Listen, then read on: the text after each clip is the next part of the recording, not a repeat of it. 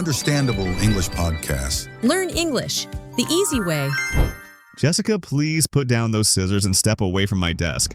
I am having a complete emotional emergency right now. Brian, it is 10 o'clock on a sunny Tuesday morning, and you are staring at a piece of melted yellow wax like it just personally insulted you. What on earth is going on over there? It is not just yellow wax. This was my imported French vanilla luxury candle that cost me $80 3 whole years ago, and I was carefully saving it for a super special occasion. 3 whole years? You bought an expensive luxury candle 3 years ago, and you have literally never lit the wick even once? Never once. I was waiting for the absolute perfect romantic dinner, or maybe winning a major broadcasting award, or buying my dream house. But it sat in my sunny windowsill all summer long, and now it is a bent, melted, deformed lump of wax. That is equal parts heartbreaking and completely hilarious, Brian. Welcome back to the Understandable English podcast, everyone, where Brian mourns melted wax, and I try to make sense of his daily life choices. Welcome back to the show, everyone. Whether you are listening to us while commuting on a crowded morning bus, cooking a delicious meal in your kitchen, going for an evening walk in your neighborhood, or doing household chores, we are so happy you are spending your time with us today. If you also have a fancy item hiding in your closet or kitchen cabinet that you are saving for a future that never seems to arrive, leave a like on this video right now so Brian does not feel so alone in his grief. Please hit that like button right now because I really ran into a problem here. I held onto this candle for over 1,000 days, waiting for my life to feel extra special, and now it is completely ruined before I even got to enjoy it once. Why do you think you kept delaying it for so long, Brian? What was your mind telling you every single time you looked at that candle sitting untouched on your shelf? I think I fell directly into that classic mental trap where you tell yourself, I will burn the good candle when my life is totally organized, peaceful, and perfect.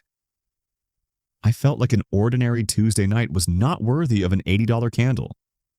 Ah, the classic waiting room mindset. We treat our real present life like an uncomfortable airport waiting lounge, constantly waiting for the actual journey to begin at some distant point in the future. Exactly.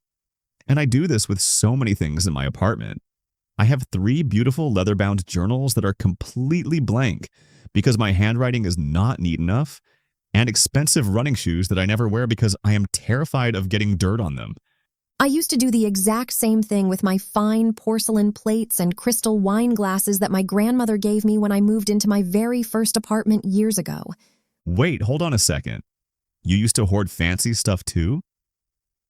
I honestly thought you were born calm, logical, and practical about every single thing in your life. Not at all. Those beautiful hand-painted plates sat in the dark back corner of my kitchen cabinet for 4 full years, wrapped in thick bubble wrap, waiting for some imaginary royal dinner party that was clearly never going to happen. So what finally changed your mind? Did you hire a famous private chef and host a high-class dinner party for all your friends? No, quite the opposite. One random Tuesday night last autumn, I came home after a brutally long and stressful workday. I was completely exhausted, my hair was a mess, and I ordered a cheap $5 frozen pizza from the convenience store down the street. Cheap frozen pizza? That sounds like the absolute opposite of a high-class special occasion. It really was. But while I was waiting for the oven to heat up, I opened that dark cabinet and thought to myself, why am I saving my finest, happiest objects for special guests who might never visit? Why am I not worthy of using nice things on a boring Tuesday?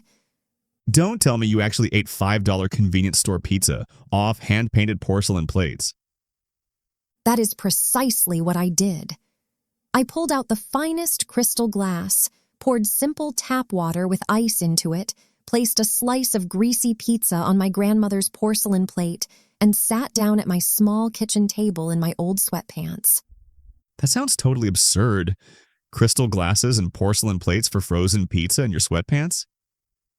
It was completely absurd, but it was also wonderful. That ordinary, exhausting Tuesday night instantly felt special, elegant, and memorable because I decided to treat the present moment with respect instead of putting it on hold. Wow, that actually sounds kind of magical. You really managed to figure something out about the way we construct our daily happiness, Jessica. I did. I realized that special occasions do not just drop out of the sky on schedule. We have to intentionally create them ourselves out of completely average moments. That hits so close to home for me. I am constantly falling into the I will be happy when trap. I keep telling myself I will enjoy my weekends when I finish this big project, or I will dress nicely when I lose 5 pounds, or I will relax when my desk is spotless. That is such a universal human struggle. So many people have trouble with enjoying the present moment because their minds are perpetually living 6 months in the future or dwelling on past regrets. It feels like we are constantly preparing to live our lives instead of actually living right now in this exact minute. Exactly. We buy expensive sweaters and save them for events. We buy high-quality coffee beans and save them for company. And meanwhile, time keeps moving forward while our candles melt into sad yellow blobs on the windowsill. Okay, stop pointing at my melted candle. But you are completely right. Last winter, I bought this gorgeous Italian leather jacket that made me feel like a movie star when I tried it on in the store. Let me guess what happened next. You brought it home and kept it hanging in your closet with the plastic cover on for 6 months because you were waiting for a grand event? Yes. And then when I finally decided to wear it to a friend's birthday dinner in May, it turns out that I had gained a little weight over the spring, and the front zipper barely closed. Oh no. So you missed the entire window of time when it fit you comfortably because you were hoarding it for later. Exactly. I saved it so hard that I literally outgrew it before wearing it out, in public even once. I was so embarrassed, but it was a massive wake-up call for me. I actually had a similar experience with a special set of watercolor paints I bought 3 years ago when I wanted to start painting landscapes. Wait, you bought art supplies and were afraid to use them too? Yes. I kept telling myself I would open the paint tubes when I had a full free weekend and a proper wooden easel. By the time I finally opened the boxes 2 years later, all the paint tubes had dried out into solid plastic bricks. Oh, wow. So your dried paint tubes and my melted candle are tragic twin brothers. They really are. That experience taught me that holding on to things out of fear of wasting them is actually the quickest way to waste them completely. That is such a vivid lesson for all of us. If you are listening right now and you have experienced a frustrating moment like my jacket or Jessica's paints, tell us in the comments below. What is one item you are currently saving for no good reason? Sharing your stories in the comments really helps you practice writing your thoughts in natural English, and Brian and I genuinely love reading about your real-life experiences. Absolutely. Because when we delay our joy, we are essentially sending a message to our own brains that our everyday life is not important enough or valuable enough for good things. That is so true. We treat our weekdays like terrible obstacles we just have to endure until Friday evening arrives, and then we spend our Sunday afternoons worrying about Monday morning. It becomes an endless cycle of anticipation where the actual living taking place right now gets completely ignored. How do you think someone can break that unhealthy pattern, Brian? How can someone get used to enjoying nice things on a boring Monday afternoon without feeling that weird sense of guilt? You have to give yourself explicit permission to lower the stakes. You do not need a job promotion, a birthday party, or a holiday to spray your favorite perfume or brew your finest tea.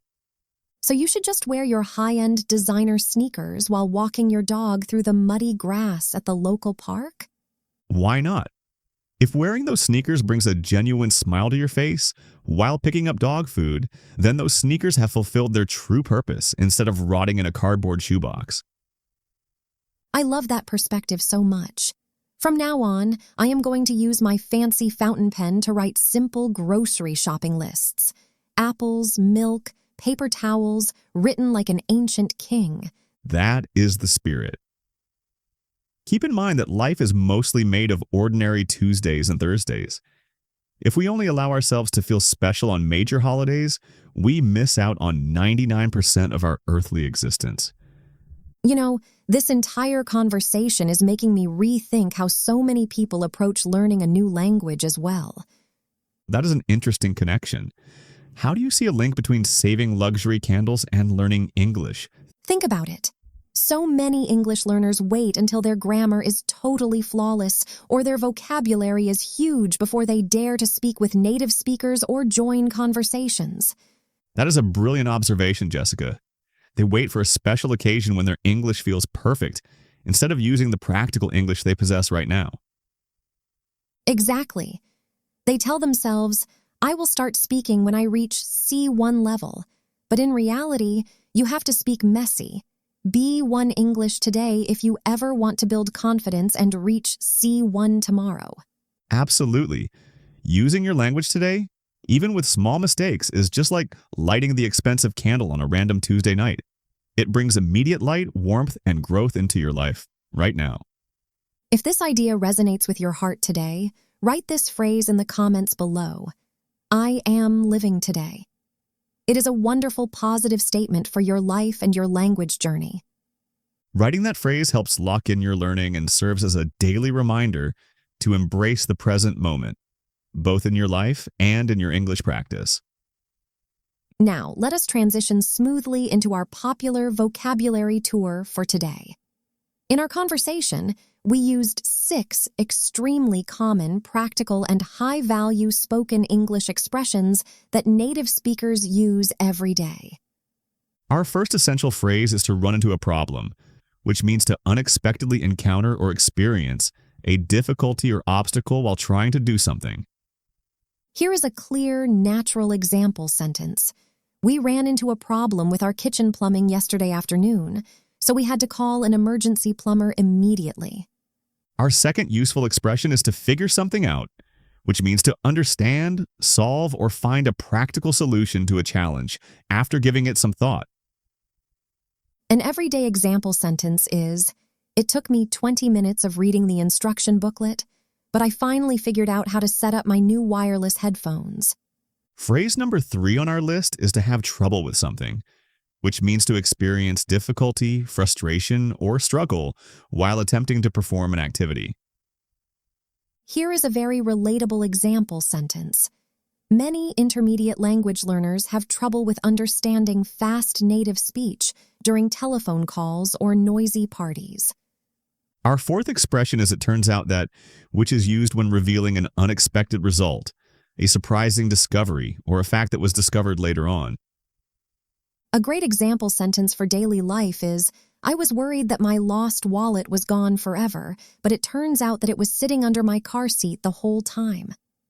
Phrase number 5 is to get used to something, which means to become familiar or comfortable with a new situation, habit, or environment over time. An example sentence for this structure is, when I first moved to a big city, it took me several weeks to get used to the loud traffic sounds at night. And our 6th key expression is to keep in mind, which means to remember, consider, or bear in mind an important piece of information when making decisions.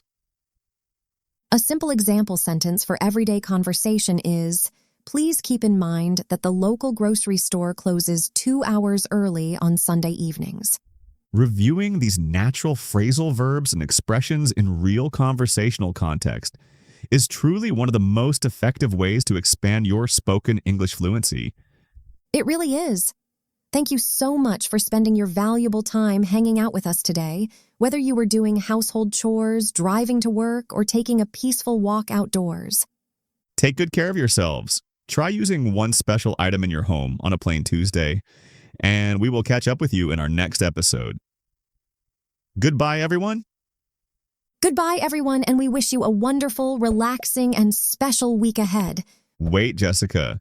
Before we turn off the studio recording microphones, listen to this. I ran into a problem with my new leather shoes this morning, but I figured something out after I had trouble with the tight laces, and it turns out that if I get used to wearing them every day, I look incredible. So keep in mind that I am never saving my good stuff for special occasions again. Brian, you somehow managed to turn a messy story about shoelaces into a joke using all 6 of our vocabulary phrases. And honestly, I am genuinely impressed.